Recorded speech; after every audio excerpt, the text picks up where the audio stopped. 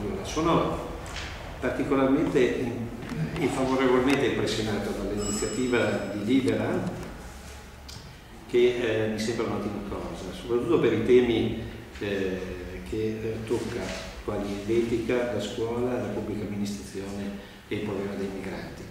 Io personalmente, per quello che riguarda il primo punto, la prima questione del non candidare, quindi di avere una certa moralità, una certa etica in politica, di non candidare personaggi coinvolti che abbiano subito magari anche delle condanne, non solo che siano acquisiti, ma che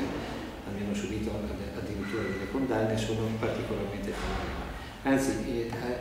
allargherei di più l'ambito del primo punto, estendendolo a una certa moralizzazione della vita dei partiti. Cioè chiederei che i partiti amministrassero i fondi pubblici in maniera un pochettino più oculata, eventualmente riducendo le spese per congressi, per missioni e quant'altro, che addirittura gli stessi rappresentanti eletti si diano delle norme e delle regole da seguire, soprattutto per quello che riguarda il conflitto di interessi, per quello che riguarda i doppi lavori. Alcuni parlamentari, per esempio, continuano a fare l'avvocato e quindi percepiscono del lavoro. Questa è una forma di moralità su cui pochi magari si soffermano, ma che ritengo essere molto importante. Come pure ritengo che sia importante che in Italia si osservi l'articolo 49 della Costituzione, il quale dice che tutti i cittadini hanno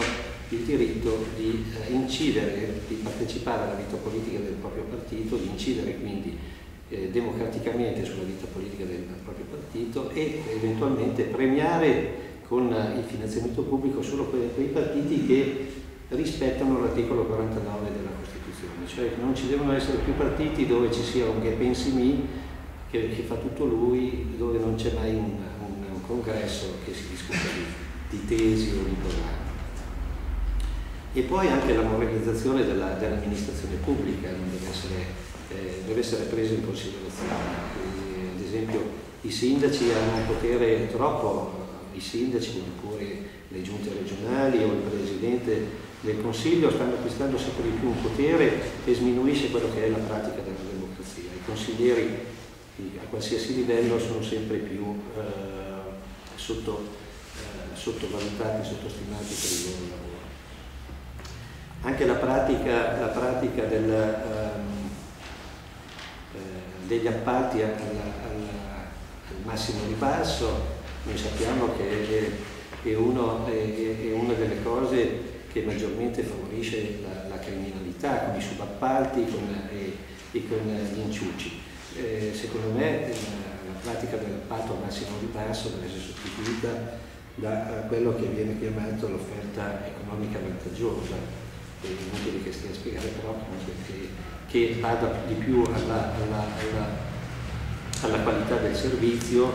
e soprattutto alla salvaguardia di certi valori, soprattutto del territorio. Un'altra questione importante per quello che riguarda un po' la moralità sono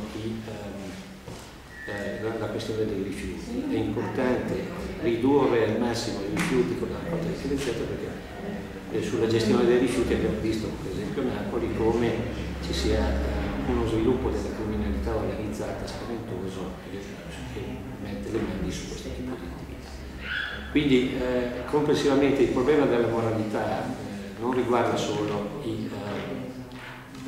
le persone che sono indagate o che hanno subito delle condanne, ma riguarda un pochettino tutto il complesso dell'attività politica che va salvaguardata. Detto questo, io ritorno anche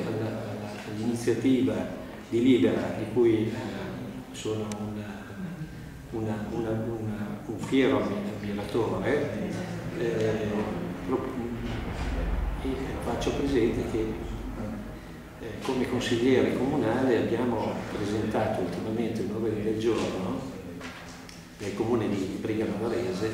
affinché venisse intitolata la biblioteca a Peppino Impastato. E questo lo richiamo semplicemente perché è un tipo di attività che può favorire una coscienza antimafiosa per la legalità che dalle nostre parti è praticamente molto latente.